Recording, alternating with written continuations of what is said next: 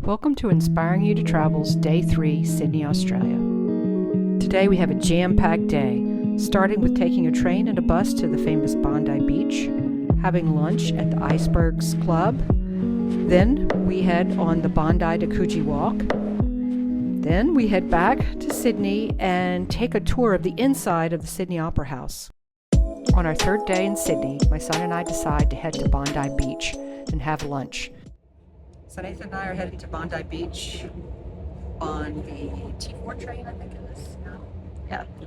So looking forward to it.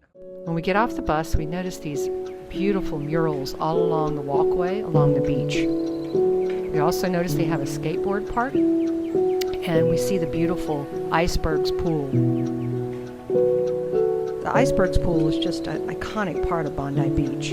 It's featured in countless photos and films over the years, and it's actually a historical landmark that dates back to the 1920s. And finally, it's a great place to swim, but Nathan and I were not going to swim because the water was absolutely freezing cold. A friend of ours recommended that we try to have lunch at the Icebergs, which we thought was just for members, but they allow visitors to come in for lunch.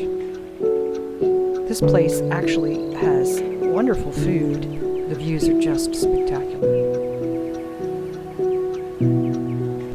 After we finish our lunch, we go outside to enjoy the beautiful walk from Bondi to Coogee. The walk is approximately 6 kilometers long, or about 3.7 miles. It takes most people about 2 hours to complete the walk, though you can take a longer if you want to stop along and see the beautiful views and rock formations.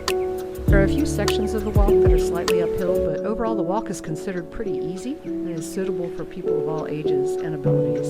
It's a popular walk for locals and tourists alike, and it's a great way to see some of Sydney's most beautiful beaches. After we finish our walk, we decide to take the bus back down to Circular Quay to take a tour of the inside of the Sydney Opera House. The tickets cost us about $43 a piece. One of the things we learned was some of the history of how the Sydney Opera House was designed and built.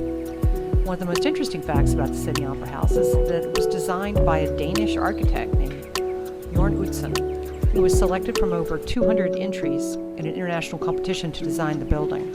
Utzon's design was considered revolutionary at the time, with its unique shape resembling sails or shells. Another interesting fact is that the construction of the Sydney Opera House was very challenging, and it took much longer than expected. The project ran into many difficulties, including cost overruns and design changes. Utzon himself resigned from the project before it was finished. After he resigned from the project in 1966, the construction was taken over by an Australian architect, Peter Hall. Hall had to finish Utzon's design without his input, which was a significant challenge. Utzon's resignation and subsequent completion of the building without him caused much controversy. Some people thought the building was not true to Utzon's original vision, and Utzon himself never returned to Australia after resigning. However, the Sydney Opera House was finally completed in 1973 and has become one of the most iconic buildings in the world.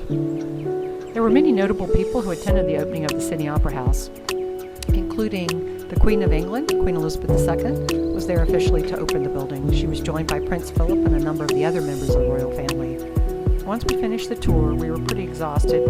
We headed home and we had dinner at the Thai street food restaurant that we liked so much the other day.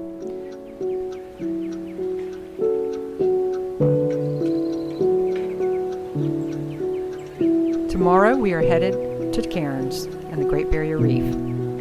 If you enjoyed this video, please like and subscribe to our channel.